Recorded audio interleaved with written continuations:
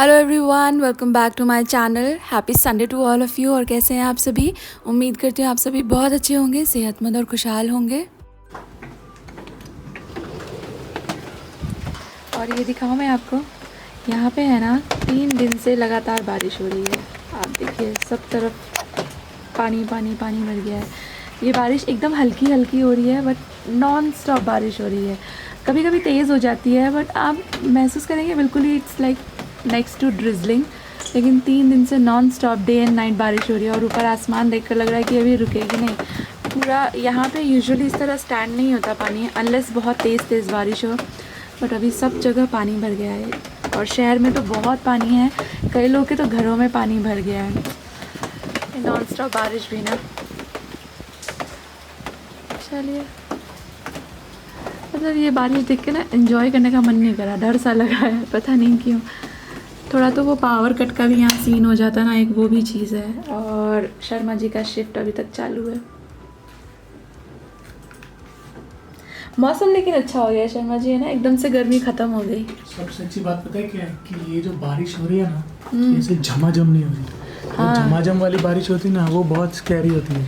उसमें बहुत पेड़ तार घर वर टूट जाते हैं, उसमें बहुत नुकसान टूट होता है। जाते हैं, फिर वाटर लॉगिंग हो जाती है बहुत ज़बरदस्त। वाटर लॉगिंग तो ये भी है, वाटर लॉगिंग तो हो ही रही है अभी भी बहुत एरियाज में। क्रोकोडाइल आ जाएंगे, सब जगह पानी भर गया है। हमारे यहाँ है ना, सॉरी हाँ नहीं नहीं इट्स ओके। मेरा एक कलीग है ना, उसके घर के पीछे जो जैसे वॉश एरिया नहीं होता, वहाँ पे पानी भर गया है। अच्छा, कल या परसों की ग्राउंड बारिश फ्लोर में। होगा। ड्यूप्लेक्स है। मैं वही बोल रही हूँ कि हमारे यहाँ तो कभी पानी इकट्ठा होता नहीं इस तरह। ये तो ज़मीन है ना, ये सब अब्जॉर्ब कर लेती है।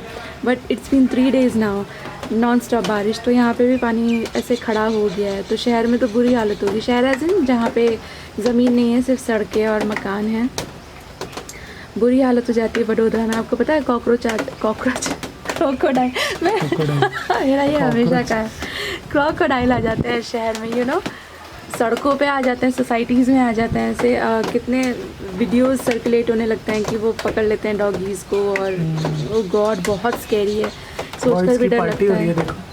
कहाँ पे बर्ड पार्टी कर रही है। दिखाओ ना, नीचे करो इसका। हाँ ये वाला बर्ड है ना, ये आप देख रहे हो एलोवेरा के पीछे। अर्थ बॉम्ब खा रही है घूम घूम के शायद। रुक जाओ, यहाँ से आएगा। हाँ, ये वाला बर्ड है ना, बहुत देर से घूम रही है मैडम, पार्टी कर रही है नूडल्स। जो केंचुए निकलते हैं ना, केंचुए अर्थवर्म, उनको खा रही है। हाँ, और आपको एक चीज़ और दिखाती हूँ। उस दिन मैंने इसका वो बेल निकाल दिया था ना, फिर से आई, देखो एक और। ये आप देख रहे हो, दिस थिंग, ये जो पत्ते हैं ना, ये वही बेल है। ये मैंने बोला ना, ये आराम से हो जाती है, इसको बहुत ज़्यादा केयर की ज़रूरत नहीं है। तुम उन्हें देख देख के क्यूट रूल कर रहे हो, ज्वाइन करना है? अच्छा। चाय बनाओ? हाँ। ओके।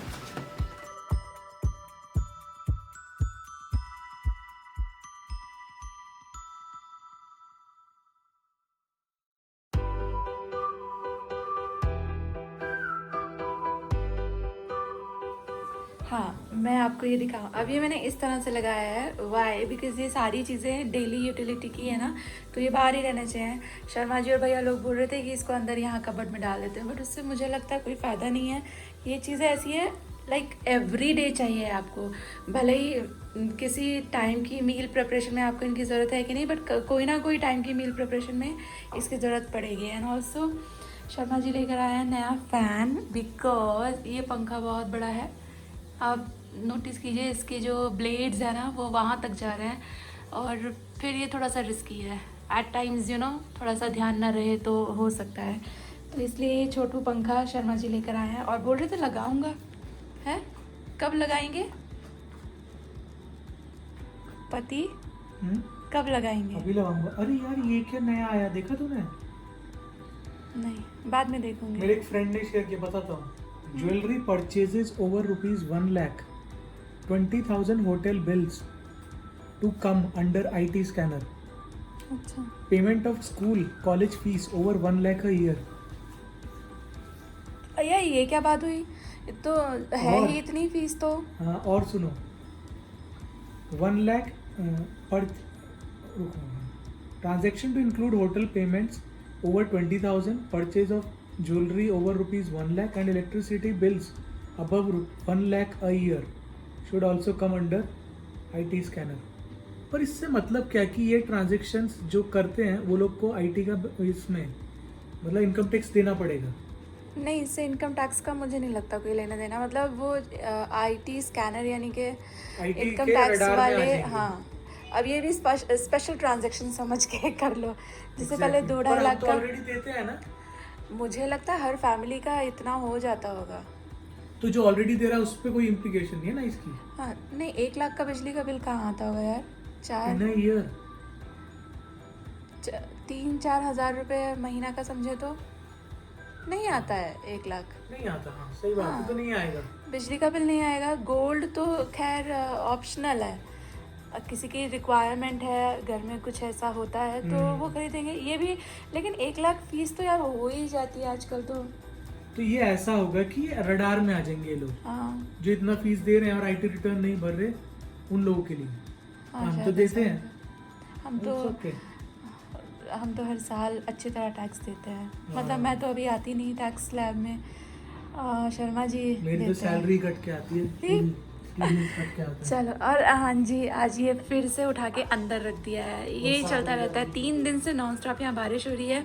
और ये कपड़े मैंने परसों डाले थे, सूखे ही नहीं थे।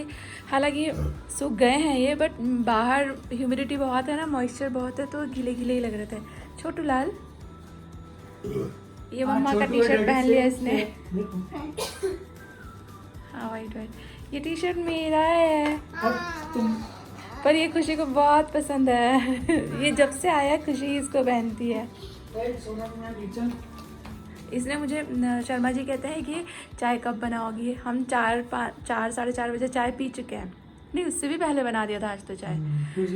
इनको फिर से याद आ रही है। ये जब मौसम लगा हुआ है ना, इसमें ये इसका घड़ी घड़ी कसूर यही है। रहता है। ये मौसम का कसूर है। ऊपर से ये वर्क फ्रॉम होम का भी कसूर है। हाँ, उसका भी कसूर है।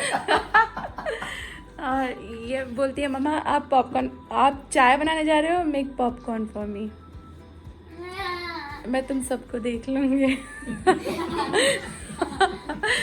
बनाती हूँ यार, मेरा भी मन हो रहा है, बैठेंगे चल, थोड़ा मैं चाय पंखा लगा वाय देता हूँ पिएंगे। यार। हाँ हाँ, ये छोटे मोटे काम तो शर्मा जी ही कर देते हैं। बहुत पैसे बचा देते हो शर्मा जी। हाँ। ये आप हमारा घर देखोगे ना, ये वाली जो ट्यूबलाइट है ना, ये हटा देना, इसको साफ करके रख दूंगी। आप हमारा घर देखोगे ना, जगह जगह वो कील वाले निशान कर रखे हैं शर्मा जी ने। उनको वो एक ड्रिल क्या मिल गई। इसको कॉम्प्लीमेंट नहीं ले रहा हूँ भाई। I'm not taking it as a मैं कॉम्प्लीमेंट compliment. दे भी नहीं रही। एक ड्रिल क्या तुम्हारे हाथ लगी, तुमने सारे घर को ही छेद डाला। यार, कितनी बिल्कुल गलत बात है जैसे यार। जैसे बच्चे होते हैं ना, छोड़ते नहीं, सच्ची बात है। लास्ट ईयर शर्मा जी ने ड्रिल खरीदी थी, फिर तो इस दीवार पे उस दीवार पे ये टांगो वो टांगो, ओ गॉड। अब जब वो चीज़ें हटाएंगे तब पता चल रहा है कि क्या क्या तुमने हालत कर रखी है घर की। कितने खुश हो। मुझे किसी ने कमेंट किया कि शर्मा जी के लिए तो ये टूल्स उनके टॉयज ही हैं, एंड है पक्का। कितने खुश हो जाएंगे ये सब चीज़ें देखकर वो। रुको, मैं फ़ोन रखती हूँ, मैं हेल्प कराती हूँ। हाँ यार।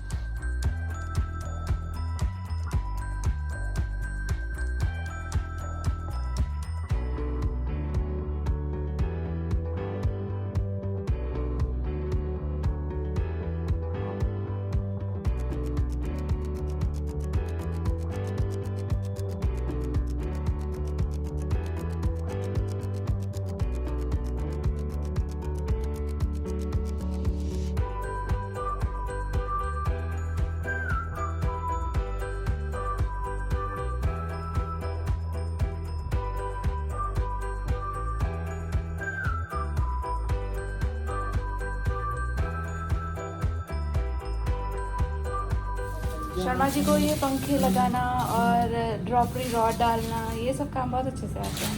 जब हम इस घर में मूव हुए थे शर्मा जी,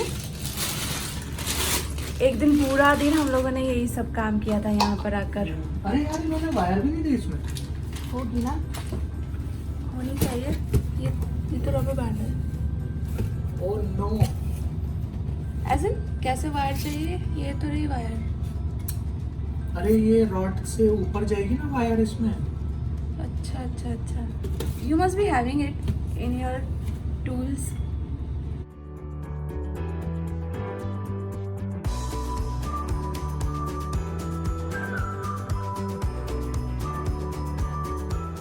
देखो किसी ने सिखाया नहीं ना, देखकर ही तुमने इतना समझ लिया, तो इससे अच्छा तो इंजीनियरिंग ही कर लेते।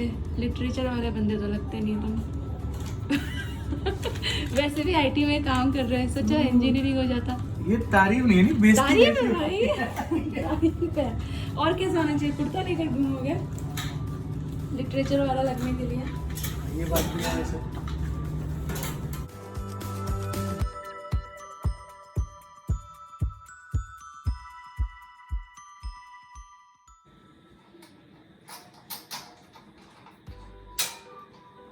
छोटू अच्छा हुआ वाइट लाया, मर्ज हो रहा है, ये इसलिए तो लाया था मैं। सेम लग रहा है। हाँ, इसलिए लाया। पक्का चलाऊं? हाँ हाँ। ये बस बंद कर दो, टेप लगा देता हूँ। ओके ओके, हो गया काम। जय श्री राम। स्पीड बढ़ा, स्पीड नहीं नहीं, स्पीड नहीं चाहिए ज़्यादा। और बढ़ा। अरे फुल पे तो बढ़ा। नहीं फुल नहीं चाहिए ना शर्मा जी, अच्छा लग रहा है, थैंक यू। और आपको याद है ये वहाँ वहाँ पे वो खुला हुआ था, तो ये शर्मा जी ने कवर करवा दिया है। थोड़ा सा कलर ऑफ लग रहा है बट अच्छा लग रहा है क्लोज होके। ये मैचिंग हो गया ना पंखा। हाँ एकदम मैचिंग। ब्राउन में अच्छा लगता है। ब्राउन नहीं अच्छा लगता, सही बात है। आई वाज तो लाइक अरे थोड़ा हवा भी किचन अच्छी दे में, रहा है। कि किचन में थोड़ा सा वो होता है ना गंदगी, हाँ। इसके लिए आई वाज सेइंग कि थोड़ा डार्क कलर है तो बट ये अच्छा लग रहा है, थैंक बढ़ाना यू। फुल पे से बहुत तेज चलता है। क्या करना है? अब आ रही है आवाज। अरे मुझे वाटर लगता है इतना तेज फैन देखकर। बस बस शर्मा जी बस जाओ अभी यहाँ से, तो वैसे देखते रहोगे कुछ कुछ कहते रहोगे। इतना बहुत है इसकी स्पीड, इससे ज्यादा की जरूरत नहीं है। इतना भी नहीं है, प्लेन तो बंद हो जाएगा इतने में। और मैं घी बनाने लगी हूँ। एक्चुअली ये मेरा लाइक 12 से 15 दिन में एक बार की एक्टिविटी होती है, और इतना ही घी मतलब मलाई इकट्ठा हो जाता है ना। ये मेरा येलो वाला जो बोल है ये डेडिकेटेड है मलाई के लिए। इतना मलाई इकट्ठा हो जाता है तो मैं इसका घी कर देती हूँ। और ये मेरी 5 मिनट वाली घी की रेसिपी है, मैंने आपके साथ पहले भी ये शेयर किया था। तो इधर 5 मिनट में मैं ये मलाई से बटर निकाल लूँगी और फिर इसको पकने के लिए मतलब घी बनने के लिए गैस पे रख दूँगी। मीनवाइल जो चाय मुझे बनाना है और पॉपकॉर्न का ऑर्डर आया है, वो सारी चीज़ें मैं साइड में अभी प्रोसेस करूँगी।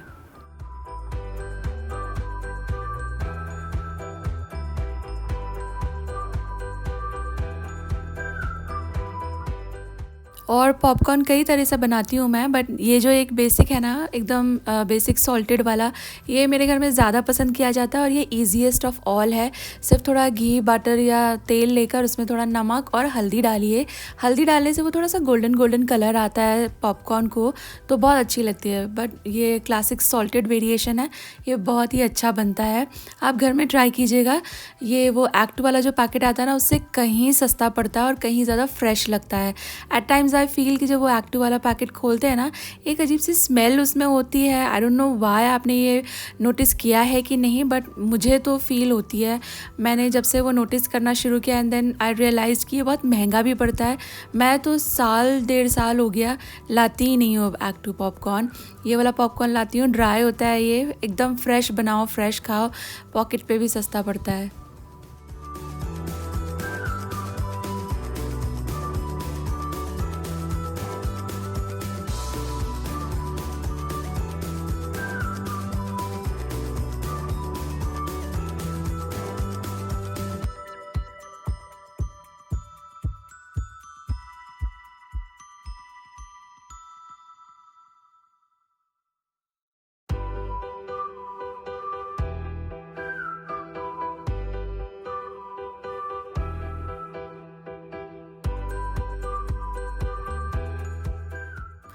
और ये देखिए इन तीनों को अब समझ आ रहा है ना मुझसे पॉपकॉर्न की फरमाइश क्यों की गई थी, क्योंकि ये तीनों बैठे हुए हैं मूवी देखने के लिए और ये लोग देख रहे हैं आयरन मैन 2।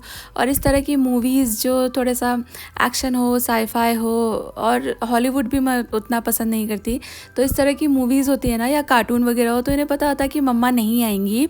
मैं बहुत कम इस तरह की मूवीज़ देखती हूँ। मुझे पसंद है लाइक बॉलीवुड, अच्छी बॉलीवुड मूवीज़ हो मुझे वो पसंद आती हैं। तो कहने का मतलब ये है कि इन्हें पता था कि मैं ज्वाइन नहीं करूँगी, तो मैं वहाँ किचन में आराम से डिनर बना दूँगी इनके लिए, और इन्होंने पॉपकॉर्न का ऑर्डर पहले ही दे दिया था तो पॉपकॉर्न बन जाएगी। और ये तीनों बैठ कर देख रहे हैं आयरन मैन 2। और यहाँ मेरा घी तैयार हो चुका है, चाय पॉपकॉर्न सब हो गया है। और आज मैं डिनर में एक बहुत ही अच्छी रेसिपी बनाने वाली हूँ। थोड़ा सा मेरा मन था वीकेंड स्पेशल करने के लिए, और आपको भी ये रेसिपी दूँगी, ये बहुत ही अमेजिंग बनती है।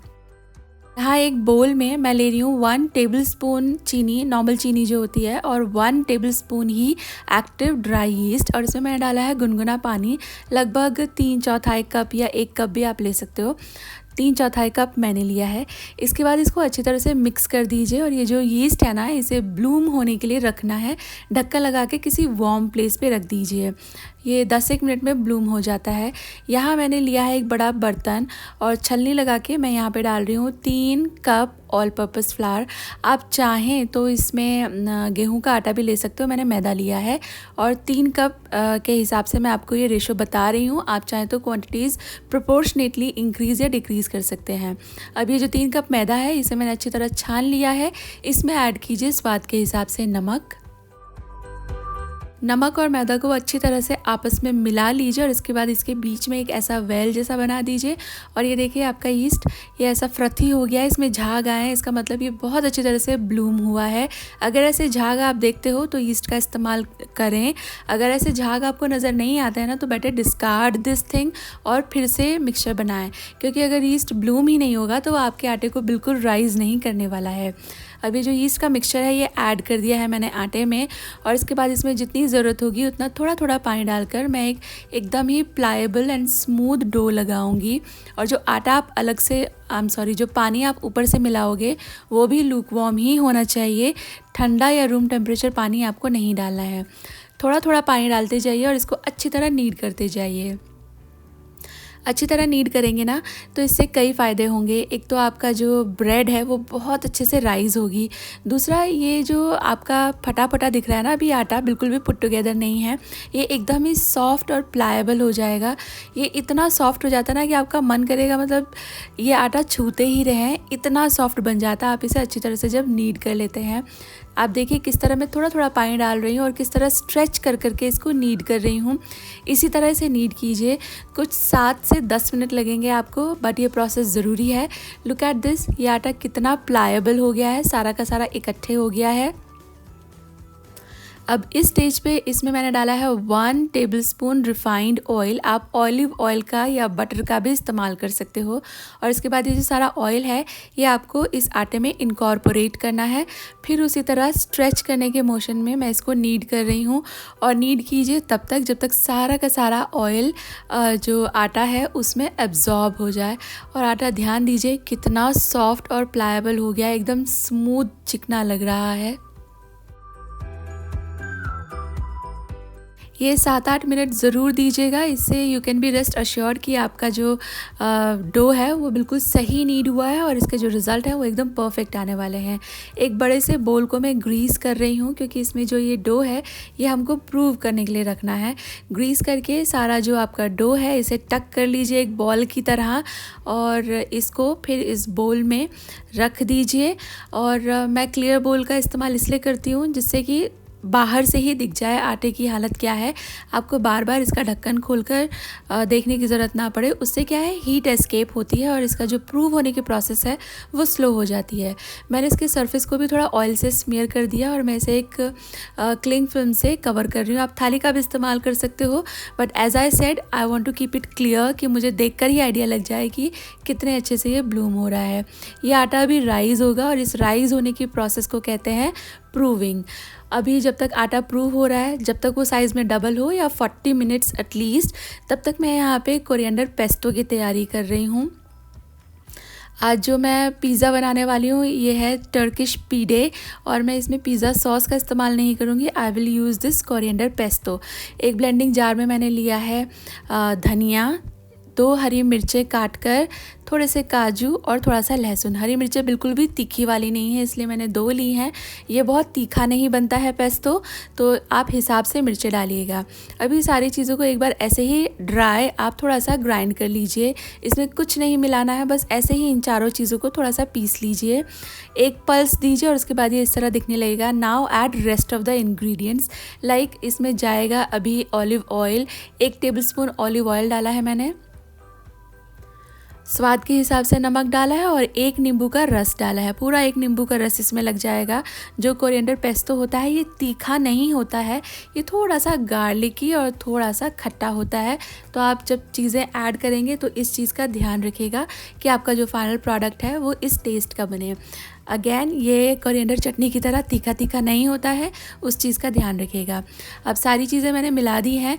अब मैं ये जो पेस्टो जो सारा वॉल पे स्टिक हो गया है, इसे एक बार इकट्ठा कर लेती हूँ और इसमें बिल्कुल थोड़ा सा, जिससे कि एक थिक सा चटनी जैसा शेप ले ले, बस इतना ही ज़रूरत के हिसाब से पानी डालिए और बस इसे पीस लीजिए। और इसको कोर्स नहीं, एकदम फाइन आपको पीसना है। पेस्टो बेसिकली बेसिल के साथ बनता है और उसमें पाइन नट्स का इस्तेमाल किया जाता है, बट हमारी इंडियन मार्केट में ये चीज़ें इजीली अवेलेबल नहीं है, इसलिए जो चीज़ें इजीली अवेलेबल है मैंने उसी का इस्तेमाल करके ये अपना इंडियन वर्जन ऑफ पेस्टो बनाया है। बट ट्रस्ट मी, ये इक्वली अमेजिंग लगता है। कभी ट्राई कीजिएगा आपका पिज़्ज़ा सॉस के अलावा ये पेस्टो का इस्तेमाल करके, like replace your pizza sauce with this pesto, coriander pesto. बहुत अमेजिंग टेस्ट आता है, मेरे घर में बहुत पसंद किया जाता है। अब इसकी स्टफिंग के लिए जाएंगी थोड़ी सी सब्जियां, तो मैं यहाँ पे 1 मीडियम साइज़ का ऑनियन और हाफ ऑफ कैप्सिकम काट रही हूँ। सब्जियों की चॉइस हमेशा आपकी अपनी है, आप जो चाहें वो सब्जियां ले सकते हैं। Because I am making veg version, तो मैंने सब्जियां ली हैं। ये बेसिकली नॉनवेज रेसिपी है, नॉनवेज स्टफिंग ही इसमें जाती है, तो आप चाहें तो नॉनवेज स्टफिंग आपके हिसाब से तैयार कर सकते हो। एक पैन में मैंने बिल्कुल थोड़ा सा ऑयल लिया है और ऐड किया इसमें चॉप किया हुआ ऑनियन। अब ये जो ऑनियन और कैप्सिकम है मैं इसको थोड़ा सा सौते कर रही हूँ, इससे इसका टेस्ट बहुत अच्छा हो जाता है, वो पंजीनेस चली जाती है। बट अगेन बिल्कुल भी ज़रूरी नहीं है कि आप इसे कुक करके इस्तेमाल करें, कुछ लोग इसे रॉ ही इस्तेमाल करते हैं। इनफैक्ट मैं भी इसको पिज़्ज़ा में रॉ ही इस्तेमाल करती हूँ। बट जो पीडे होता है ये थोड़ा सा कवर्ड होता है, तो इसलिए ये सब्जियों को उतना रोस्ट होने का मौका नहीं मिलता। दैट्स वाई मैं इसको थोड़ा सा रोस्ट कर रही हूँ, इससे ये बहुत अच्छा टेस्ट देता है। And you can be rest assured कि ये बहुत अच्छी तरह से टोस्टेड है, कुकड है। मैंने गैस बंद कर दिया है, देखिए कितना कम मैंने इसे रोस्ट किया है। इसको ठंडा होने दीजिए, ठंडा हो जाएगा। मैंने सेम पैन में इसको ठंडा होने के लिए छोड़ दिया था। एक बार ठंडा हो जाएगा तो ऐड कर रही हूँ मैं इसमें पनीर। अगेन इसमें जो स्टफिंग है ये चॉइस आपकी है, जो भी आपको पसंद आता आप वो ले लें। मेरे को जो पसंद आता है मैं वो यहाँ डाल रही हूँ। थोड़ा सा पनीर मैंने क्रम्बल करके डाला और डाला है तंदूरी मसाला, थोड़ा सा गरम मसाला, स्वाद के हिसाब से नमक। This is it. Again choice आपकी, आप इसमें जो चाहें वो सब्जियां डाल सकते हो, जो चाहें वो मसाले डाल सकते हैं। आफ्टर ऑल ये आपको खाना है, आपको जो चीज़ें पसंद आती हैं आपकी चॉइस और प्रेफरेंस के हिसाब से वो आप डालिए। ये देखिए अराउंड 45 मिनट मैंने इसको प्रूव होने के लिए रखा था और कितना अच्छा हो गया है। ये साइज़ में ऑलमोस्ट ट्रिपल हो गया था। अब मैंने इसको थोड़ा सा लाइटली पंक्चर कर दिया है जिससे कि इसकी हवा निकल जाए। इसको फोल्ड कर लीजिए हल्के हाथों से। यहाँ पे आपको बिल्कुल भी इसके साथ रफ़ नहीं होना है, जेंटल हाथों से इसको ट्रीट कीजिए और ये एकदम इतना सॉफ्ट हो जाता है ना, मतलब बहुत ही सॉफ्ट बन जाता है इस वक्त तक। और अब ये जो सारा आपका आटा है ना, इसे इकट्ठा कर लीजिए, एक लॉग जैसा बना लीजिए, क्योंकि मैं इसको काट के लगभग इक्वल साइज़ के पोर्शंस निकालना चाहती हूँ। यूजुअली मेजर करके भी डो बॉल लिया जाता है कि इक्वल वेट के ये बने, बट मैं एकदम ही क्लासिक इंडियन स्टाइल अंदाजे से कर रही हूँ चीज़ें। मैंने एक लंबा बराबर लॉग बनाया है और उसको इक्वल 2 पोर्शंस में काटा है एंड देन उन 2 पोर्शंस को इक्वल 2 पोर्शंस में काटा है। दैट्स हाउ मेरे पास यहाँ पे 4 पोर्शंस इकट्ठे हो गए हैं। आप चाहे तो आपके पीड़े इससे भी बड़े या छोटे बना सकते हैं। इट ऑल डिपेंड्स कि आपका अवन कितना बड़ा या छोटा है। मेरा जितना अवन है उसी के हिसाब की ट्रेज़ है और ट्रेज़ के हिसाब से इतने आटे से मैंने 4 पीड़े बनाए हैं। अब इसको आपको लंबा बेलना है, गोल नहीं बेलना है, एकदम लंबा लंबा, क्योंकि ये बोट जैसे आकार का दिखता है। मैं भी आपको शो करूँगी कि आपको इसे किस तरह फोल्ड करना है। बस आप इस चीज़ का ध्यान रखिएगा कि आपको इसे गोल गोल नहीं, लंबा लंबा बेलना है। जब आप ये प्रोसेस कर रहे हो यानी कि पीड़े शेप कर रहे हैं, तो मेक श्योर कि आपका ओवन प्री हीटिंग पे रखा हो। 200 डिग्री सेल्सियस पे 10 मिनट्स के लिए मैंने उसे प्री हीटिंग के लिए रख दिया है। ये देखिए मैंने इसे लंबा लंबा बेल कर सीधे बेकिंग ट्रे पर ले लिया है और अब इसके ऊपर स्प्रेड करूँगी मैं वो जो पेस्टो मैंने बनाया है। ये आप चाहें तो इसकी जगह नॉर्मल जो पिज़्ज़ा सॉस होता है उसको स्प्रेड कर सकते हैं, और चाहें तो सॉस ना ही स्प्रेड करें, सीधे स्टफिंग डाल सकते हैं। उस तरह से भी पीड़े बनाए जाते हैं। अब मैं इसको बना रही हूँ ओवन में। आप चाहें तो इसको माइक्रोवेव में भी बना सकते हैं। आपके माइक्रोवेव को कन्वेक्शन मोड पे ले जाइए एंड देन उसको सेम टाइम एंड टेम्परेचर के लिए, जैसा मैं बता रही हूँ, इस्तेमाल कीजिए। मैंने इसमें सॉस की एक लेयर की है और इसके बाद जो स्टफिंग बनाया था उसकी एक लेयर कर दिया, और इसके बाद आप देखिए किस तरह मैं इसको फोल्ड कर रही हूँ। Eventually it should look like a boat. जो इसके दोनों एजेस हैं ना, एंड्स हैं, उनको इस तरह आपस में चिपका लीजिए, और जो बीच का पोर्शन है वो इस तरह जैसे आँख का शेप होता है, मैं बार बार कह रही हूँ, बोट जैसा ये दिखना चाहिए। बस ये आपका तैयार हो गया टर्किश पीड़े। अब इसको बेक करने के लिए रखेंगे प्री हीटेड ओवन में अराउंड 15 मिनट्स के लिए 200 डिग्री सेल्सियस पे। टेम्परेचर मैंने सेट किया है 200 डिग्री सेल्सियस। दोनों rod upper and lower on है, फ़ैन ऑन है, और कुछ 15-1 मिनट में ये बेक हो जाता है। ऑल्सो सारे ओवन अलग होते हैं, तो थोड़ा सा नज़र रखिएगा, आपका पीड़े थोड़ी जल्दी या थोड़ा टाइम ले सकता है। मैं एक और आपको बेल के दिखा देती हूँ। आपको ये गोल नहीं बेलना है, लंबा बेलना है, प्रॉपरली अच्छी तरह से लंबा इसको बेलिएगा।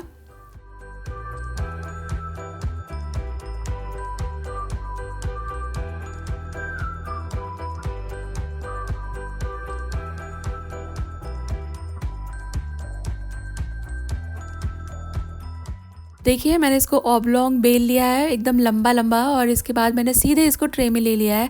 अगर मैं इसे वहीं पर लेयर करूँगी तो उठा के रखने में इसका शेप वगैरह डिस्टॉर्ट हो जाएगा, इसलिए प्रेफरेबली आप इसको ट्रे पे डाल के फिर लेयर कीजिए। अभी जो पीड़े का बेस है इसके ऊपर मैंने लगाया है सॉस एंड देन आपकी स्टफिंग, और स्टफिंग आप आपकी मर्ज़ी के हिसाब से यू कैन प्ले अराउंड।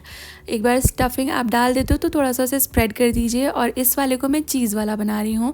चीज़ भी अगेन ऑप्शनल है, आपको पसंद आता है तो आप डालिए, नहीं आपको पसंद आता है तो मत डालिए। जो चीज़ मैं इस्तेमाल कर रही हूँ ये है मोज़रेला प्लस चेडार। चीज़ डालने के बाद अगेन जैसे मैंने आपको बताया, इसको इस तरह से आपको फोल्ड करना है, दोनों एजेस को आपस में चिपका दीजिए, और जो बीच वाले साइड्स हैं उसको इस तरह से फ्लैप की तरह आप स्टफिंग के ऊपर रख दीजिए। It should look like an eye और अ बोट। और ये हो गया आपका पीड़े तैयार। और इसके बाद इसको आपको बेक करना है 200 डिग्री सेल्सियस पे अराउंड 15 मिनट्स रखिएगा। थोड़ा आप फिर आपके ओवन के हिसाब से चेक करते रहिए। ये देखिए अराउंड 17 मिनट्स में ये इस तरह से बेक हो गया है। बेक होने के तुरंत बाद आप इसे खा सकते हैं। और ब्यूटी ये है कि आप इसे स्टोर भी कर सकते हो। लाइक आप चाहें सुबह बना के शाम के लिए तैयार कर लीजिए, या रात को बना के अगले दिन ब्रेकफास्ट में अगर आप खाना चाहते हैं तो उस तरह भी आप इसे रख सकते हैं। बट इस पर थोड़ा सा बटर स्मेयर करना ना भूलिएगा, अदरवाइज़ ये जो आपका पीड़े है ना ये बहुत ही क्रस्टी और कड़क हो जाएगा। आप थोड़ा बटर स्मेयर कर दोगे तो इससे इसको ग्लेज भी मिलेगा, टेस्ट भी मिलेगा, और इसमें थोड़ी सी सॉफ्टनेस भी आ जाएगी। और अभी जो घर में रेनोवेशन हुआ है ना, उसके चक्कर में मेरा जो पिज़्ज़ा कटर है वो मिसप्लेस हो गया है, मुझे मिला नहीं, तो मैं इसे नाइफ़ से ही काट रही हूँ। और काट कर इसको जितना बड़ा आप चाहें उतने साइजेस में काटिए एंड एन्जॉय इट। और ये बहुत यमी लगता है। खुशी ये हटाओ ना। हाँ जी मम्मा। इसके सामने। अरे शर्मा जी हाँ जी। बताओ ना खा के। हाँ गॉड सेक। चलो स्टार्ट करो।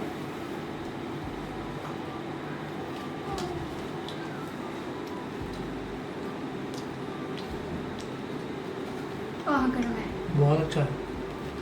I know this pesto thing is very tasty ना। वैसे तो ये पिज़्ज़ा ही है एक तरह ये से। पेस्टो सॉस है ना? हाँ, कोरिएंडर पेस्टो। वाह।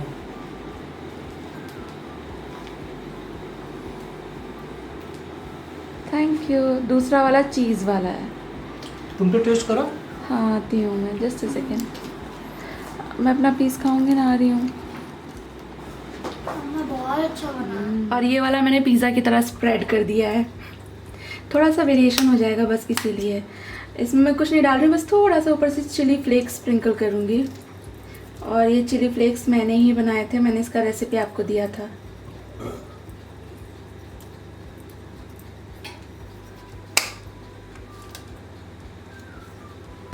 और ये जो पिज़्ज़ा जैसा है ना, इसे मैं बेक करूँगी। देखिए मेरा चीज़ वाला पीडे भी तैयार हो गया है। ये कितना सुंदर लग रहा है चीज़ की वजह से, तो और भी टेम्पटिंग लग रहा है। आप ये रेसिपी ट्राई करोगे, आप बिल्कुल डिसअपॉइंट नहीं होगे। एकदम फुल प्रूफ मेजरमेंट्स मैंने आपको दिए हैं। ये ऐसे ही खाया जा सकता है, बट अगेन मैं इसमें थोड़ा बटर स्मेयर करूँगी to give it that shine, glaze, beautiful look and test.